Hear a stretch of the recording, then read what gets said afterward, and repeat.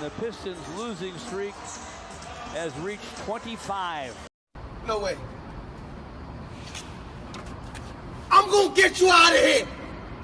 I promise you, I'm gonna get you out of there. You don't belong in there. I'm gonna get you out. I'm gonna get you out of there. I'm gonna do everything it takes to make sure you get out. So, if you have been living under a rock, or just not watching the NBA, or not having the internet just like James Harden, the Detroit Pistons have been terrible. They are now tied with two other teams for the second biggest losing streak ever in NBA history.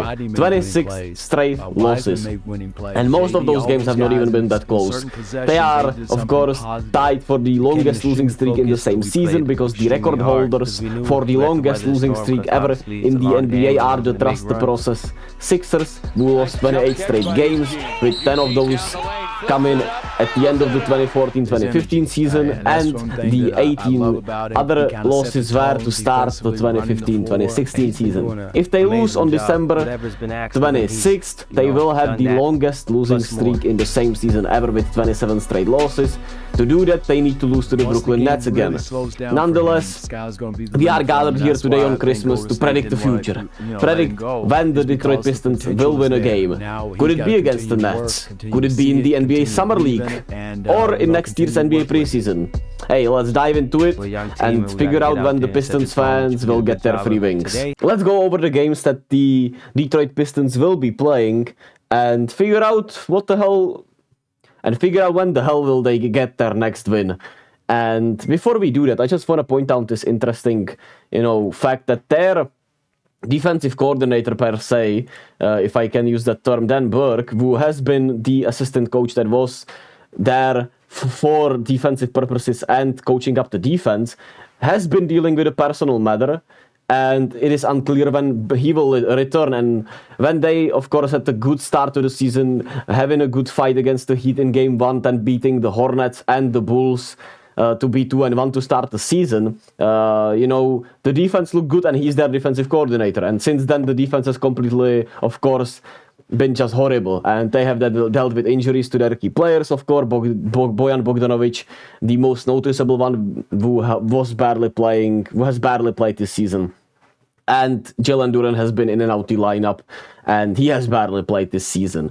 And let's go over all the games and figure out when the hell the Pistons will get their next win. I've already, of course, had to go through these to, figure out my arguments, figure out why not, why yes. Let's go over them together. They played the Brooklyn Nets. They lost to them literally 2 days ago when recording this, or like 3 days before they play again. And funny enough, I believe they could win this game because the Nets have been wildly inconsistent. They are playing at home. They already played this team once. So, the Nets could be a team that just goes cold from the three-point line and could be able to lose. But at the end of the day, I think they're too consistently mediocre to lose to the Pistons. And they have too many good players that fit together. And even if they go cold, I feel like they'll find a way to win. And, as much as it pains me to say for Pistons fans, I don't think they'll be beating the Brooklyn Nets. Then they play the Celtics. Do we even have to talk about that game? Like, is there a chance they beat Boston? Maybe if Boston rests all their starters, there's a chance. But that's unlikely to happen, and even with that, I would probably bet on the Celtics at home with their coaching and their bench unit, even though it's not that good, of course, compared to what should be a good starting lineup for the Pistons, if they were starting their bench. Nonetheless, the Celtics are not losing to the Detroit Pistons. You heard it here first. And the coach and analysis is that the Pistons are a horrible team and the Celtics are a great team. And even if the Celtics play horrible and the Pistons play great, I feel like that's still the Celtics easy win. There is no way for me to believe the Celtics can lose to them.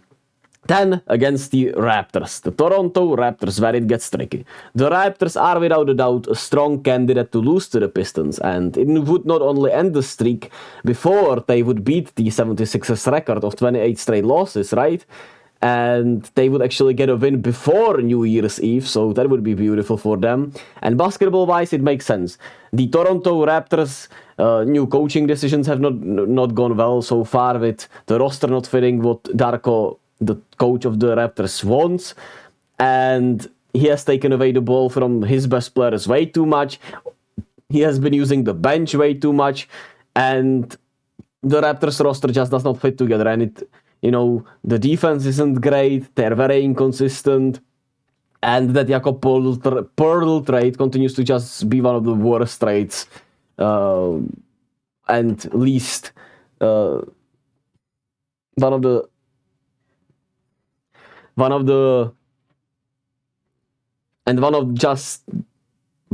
most unexplainable trades from a basketball perspective, really, because not only Jakob Poeltl does not fit with the guys they have, they did nothing with him, of course, and they did resign him, so I guess, but the fit is not there, and it's just been a disaster, in a way. And the Raptors, on top of that, play in Boston the night prior, so Pistons have a home game, the team they'll be playing will be on a back-to-back night, and the Pistons will have that one-day rest coming from Boston. So, it feels like the obvious answer. There are signs that the Raptors are, one of the worst teams in the NBA also, in a way, even though their record isn't as bad. They have one of the worst fits in the NBA. Their coach, does not love the roster. Their GM has been just weird with his trades. And the Raptors, although I feel like they're obviously way more talented and they still should beat the Pistons, this feels like the pick for the Pistons next win, when they could get a win at home, and they could get those goddamn free wings, man. Free wings that they've been starving for. And yeah, I'll predict that, because I convinced myself before I recorded this video. Before I started recording this video, I feel like it just makes too much sense. Which also the game against the Jazz they played, right, made too much sense that they would finally win, and they still found a way to lose to the Utah Jazz here. So make of that what you will. But they've been closer to getting a win. These last 3 games have been somewhat competitive, and I feel like the Raptors are the team that will just lose to them because of how weird things have been in Toronto. And as always, be kind to yourself and to others. Love yourselves as much as possible, and love and be, baby.